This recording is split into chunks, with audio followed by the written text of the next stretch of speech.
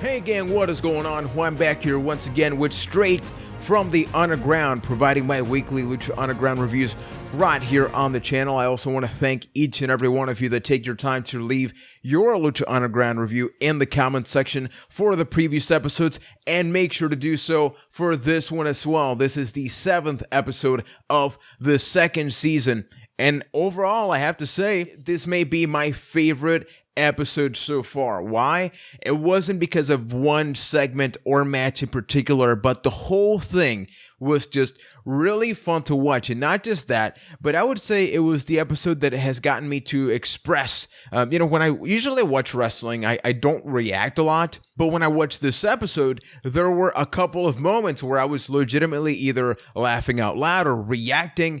And when something like that happens, you know they're doing something that is really, really great. So let's kick it off with the very first segment. Now, we have Sexy Star, who was sent free by Marty the Moth Martinez and somebody that is apparently his sister. Now the Mac comes in, says, I got a match tonight. I would love to have you by my side. She agrees to it.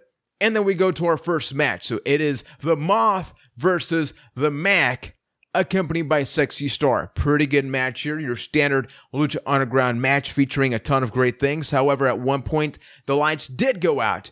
We get treated to some weird music. But not all of the lights are out, though. We get a spotlight on Sexy Star. Now, there's this phenomenon making her way out, which we later find out is Marty the Mod's sister. Now, when Sexy Star sees her, instead of going all, I'm gonna get revenge on you, she actually seems to be deeply traumatized by whatever it is they did to her. So she just sort of sits in the corner. Now, this costs Mac the match, and Marty the Moth actually delivered one hell of a curb stomp from the corner, which leads to the victory. And then afterwards, Marty and La Mariposa basically go out of their way to humiliate Sexy Star. She gets kicked in the face, and then we see that this is another thing that may be unfolding. No, I don't think Mac is really going to be part of this. I see him as just sort of the first step into a larger picture. So maybe it's, who can stop Marty and his sister? To what extent is she going to be involved? Is she going to be more of a valet / mind control freak, or is she actually going to get involved into the ring? Regardless, I'm becoming a pretty big fan of Marty the Moth. This guy is highly athletic, as is everybody else in the Lucha Underground roster, diving to the outside. He's around 6'2", so he's not the tallest guy, but he's by no means a short guy. And I like the psychotic character. And now you add the sister to the element, and a lot of possibilities suddenly open up. So I'm looking forward to seeing what they do with this. Now, next up, we are treated to 2 back-to-back segments. The first one being about the brand new Gift of the Gods champion. Say it with me, Gift of the Gods champion, Phoenix, who was recently victorious, and this video package is about him being the ultimate underdog in Lucha Underground. And I have to agree, even when he did win the championship against King Cuerno, I spent more time in my review talking about King Cuerno than I did Phoenix, and I think it's because the way that he's been built up. He's always a solid character or wrestler, but he doesn't stand out as much, and I think that is completely on purpose, and I like that because he states that even though he is now the Gift of the Gods champion, and in many ways the number one contender, as we'll talk about that later on, people don't really take him that seriously. And I like that because when you have so many characters that just believe they are the top of the food chain, that they are gods, it's nice to have a guy that still has something to prove. Now, this next segment may be my favorite Lucha Underground segment to date. It features primarily Jack Evans, Drago, and PJ Black. PJ Black has been on the losing part of most things. Now, these three have some sort of rivalry unfolding. Drago goes over to Jack Evans, who has deemed himself the Dragon Slayer. Drago goes like, oh, you're the Dragon Slayer? Slay me! Hashtag nunchucks all over the place. I love the camera work. I love the music. I love how campy this felt. This felt just something like, man, just enjoy this. It is so fun. And when it's 3 highly athletic superstars that can pull this segment off, it's great. Now, there's one part where it seems like Drago may actually get the upper hand, but he does not do so. And you think to yourself now, man, now he is going to get the crap kicked out of him. Wait, what? No way. is that the man from the stars, it is Aerostar. This was a great mini Power Rangers episode. I'll be very honest here. Aerostar may be my favorite superstar, and I don't even know why. I mean, you look at the outfit and you just can't help but smile. I couldn't help but just smile at when he shows up.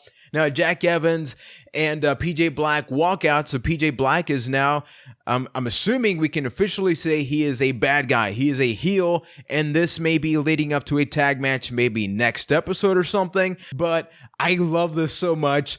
So many possibilities. Aerostar, if you have not seen one of the previous episodes, the man can legitimately he can fly across the galaxy. He is Aerostar. He is a guy that can literally fly to the stars.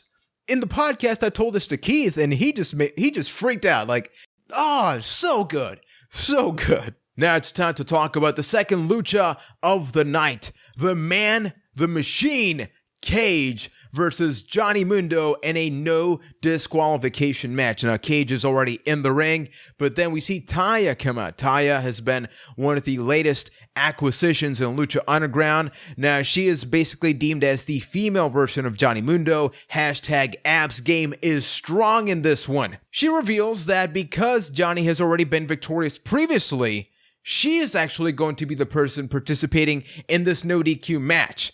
Now, Cage is kind of like, oh, okay, I guess we're doing this. And right off the bat, she slaps him in the face, so he proceeds with a deadly, deadly strike. This was a really fun match to watch because you could tell even the crowd was sort of like, okay, so we like this right now, but is it too violent against women? But at the same time, we're talking about gender equality. And she was just a straight up asshole to Cage, for that matter, slapping him like that and just bad talking him. So he power slams her. He does all of these things, but she actually gets a lot of offense. Now, at some points, it does seem like she's about to win the match, but, primarily, it's not going to happen. But that's when the Machine just sort of fires up and power bombs the living hell out of her on the outside to the corner of the ring. And that was one of the things that got a good reaction out of me. I don't know if that has padding or something, but I don't think there's a real easy way you can do that without that hurting, but maybe I'm just wrong. Now she proceeds to low blow him. Keep in mind, this is a new DQ match, and just when it seems like it's about to end, Johnny Mundo comes out and tries to do a little bit of deja vu with the pipe. Cage kicks out, and this is where he turns into the ultimate bad freaking ass machine. Now, Johnny Mundo grabs a beer bottle, or what it seems to be like a beer bottle, and I'm thinking, man, are they really just going to do this where he gets knocked out? So he hits him with one of them, and Cage, he just leveled up, man. He is leveling up. He is hawking up right there.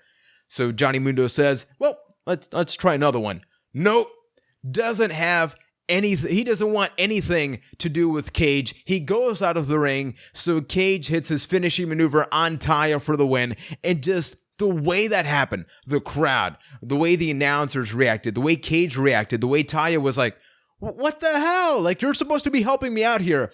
And Johnny Mundo turned into this like cocky yet cowardly heel, kind of like John Morrison and The Miz, if you really think about it. But I like that. There's definitely a lot of character diversity in Lucha Underground. So Cage is your winner. He is the badass, like, man, just Cage. So many good things happening in this episode. Before the main event, we are treated to one more segment, this time featuring Angelico, son of Havoc, and Evilise, who reveals that she got themselves a tag match. Now, she got that, but with a stipulation that either they win or they're out. Now, Angelico is not too happy about this. Son of Havoc replies, hey, she's not my girlfriend. She is my ex-girlfriend. I love this group dynamic where they love each other, but they kind of hate each other. It's almost like they're all siblings or something to an extent, which would be kind of weird when, Son of Havoc, Evilise, and let's just get that weird part across out of the way there. But I'm looking forward to what's going to be happening with this. It begs the question, obviously they have to win. Otherwise, they're out. And I don't want Evilise and Angelico and Son of Havoc to go out because Son of Havoc is amazing. I actually have a Mad Cross sticker that I got on my Wrestle Crate. So, look, he's got so many titles. Look at that. He can't lose, right? It is now time to talk about the main event, ladies and gentlemen, a triple threat match for the Lucha Underground Championship where Mil Muertes, the champion, defended against Prince Puma and Pentagon Jr. Now on paper, this looks like it's going to be a great match, and it was not a great match. It was an awesome, spectacular match, and it solidified just why I love the character known as 1,000 Deaths, and that's because they legitimately treat him like a final boss. The whole lucha, the whole match, if you really look at it up close, it is how long can we keep him down so that we can keep wrestling? We referring to Prince Puma and Pentagon Jr. Right at the beginning, they try their best to take him down, but he keeps coming back, tossing everybody around, clotheslines. There's a part of the match where they have to dive to the outside 4 consecutive times to just keep him down long enough so that they can actually have a match against each other. And one thing that I really got to give props to the whole Lucha Underground crew is the camera, the commentators, the whole thing works so well. Usually in WWE primarily, whenever there's a triple threat match and one of them is laid out on the outside or something, they will not cut to him. They will make you forget about him completely and just focus on the other two. But in here, they actually showed you the champion is down. The champion is still down. They were able to tell a story by just cutting to another camera. This match was high flying. It was all over the place. Mil Muertes himself also performed a dive to the outside. We got a double shooting star press from Prince Puma to his opponents. We eventually got an ultimate super kick party where they just cannot keep the champion down. So super kick, I forget how many, but they performed a ton of them. Even Matt Striker had to say, hey, not enough super kicks at the super kick party. He did not actually say it like that, but it's what I remember. I have a short-term memory, so my apologies. One of my favorite random moments in this match had to be with the commentary team where the people are chanting holy shit. And Vampiro says, you know how they say holy shit in Spanish? Holy shit. It was a dumb, stupid thing, and I loved it so much. I just had a really good time listening to that. Ultimately, Pentagon Jr. and Prince Puma are able to hit their respective finishing maneuvers. Mil Muertes capitalizes, spears the living hell out of both individuals, delivers a double flatliner. And this is where you go, man, you're also a badass. He pins both men at the same time. Neither one kicks out. The champion retains his championship. That, my friends, that is how you book and just how you showcase a champion as a dominant champion. You just collectively pinned both of the top superstars in Lucha Underground at the same time. You're the champion. You think the episode's about to end. Oh, there's Phoenix up there. He is cashing in his gift of the Gods Championship next episode. So you just go like, man, just who the hell can beat him? He just beat Pentagon Jr. and Prince Puma at the same time. And Phoenix is up there, but Phoenix is the ultimate underdog. There's no way he can pull that off. And that's what they want to get you to think. That's what I want to think. Because it begs the question, what does Phoenix even have to do? You saw all of the things that they had to try and pull off, and they were not successful. Do I think that Phoenix has a chance to win the championship? Personally, I don't think so, but that doesn't mean that I will not enjoy that match. Now, Aztec Warfare is collectively getting closer and closer, and they topped it off. Every week, we seem to be getting the ball officially rolling now. Every week, Lucha Underground delivers a better after better episode easily. My favorite episode this season so far. My favorite segment is almost a tie between that Aerostar segment and the main event match because they were both just so different.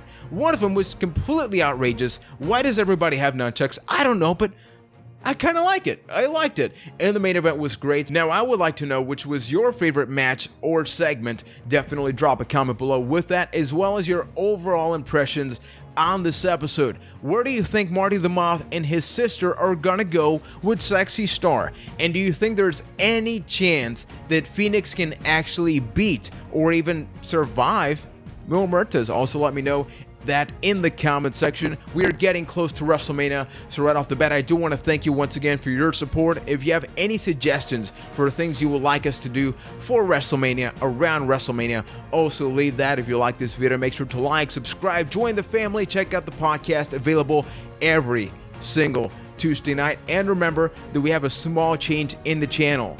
the Thursday videos will now become Friday videos, and weekend videos will primarily be posted on Sundays. So we have Tuesdays or the podcast, Wednesdays are these Lucha Underground reviews whenever possible, or like this one, they may come up a little bit later. Friday's next video and Sunday next video. So thank you for watching, and we will be back with tons more right here on Byte That.